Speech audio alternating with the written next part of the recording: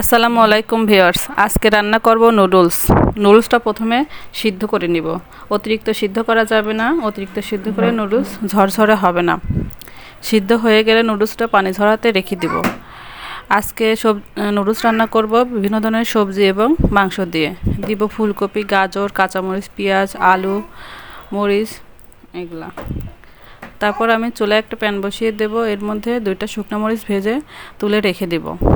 তারপর এর মধ্যে দিয়ে দেব তেল। তেল দিয়ে এর মধ্যে পেঁয়াজ, মরিচ দিয়ে একটু ভেজে নিব। দিয়ে দিব মাংস দিয়ে এর উপর একটু লবণ দিয়ে দিব।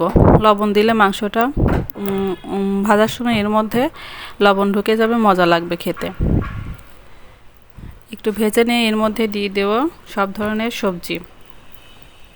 সবজিটা আমি একটু ঢাকনা দিয়ে ঢেকে সিদ্ধ করে নিয়েছি। ঢাকনা দিয়ে না ঢাকলে সবজিগুলো কাঁচা কাঁচা থেকে যায়, খেতে ভালো লাগে না।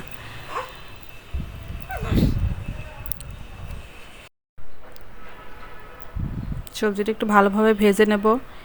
সবজি ভাজা হয়ে গেলে এর মধ্যে দিয়ে দেব 2টা ডিম।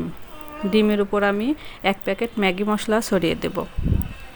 ম্যাগি মশলা দিয়ে তারপর ভালোভাবে আরেকটু ভেজে নিয়ে দিয়ে দেবো একটু টমেটো সস দিয়ে একটু নেড়ে চেড়ে এর মধ্যে দিয়ে দেবো আগে থেকে সিদ্ধ করে রাখা নুডলসের উপর দিয়ে দেবো আবারও ম্যাগি মশলার প্যাকেট। তারপর একটু ভালোভাবে নেড়ে চেড়ে একটু ভাজি করে নিলেই হয়ে যাবে মজাদার noodles, chicken, egg and vegetable noodles. ধন্যবাদ সবাইকে। ভিডিওটা ভালো লাগলে একটি লাইক দিয়ে দিবেন। আসসালামু আলাইকুম।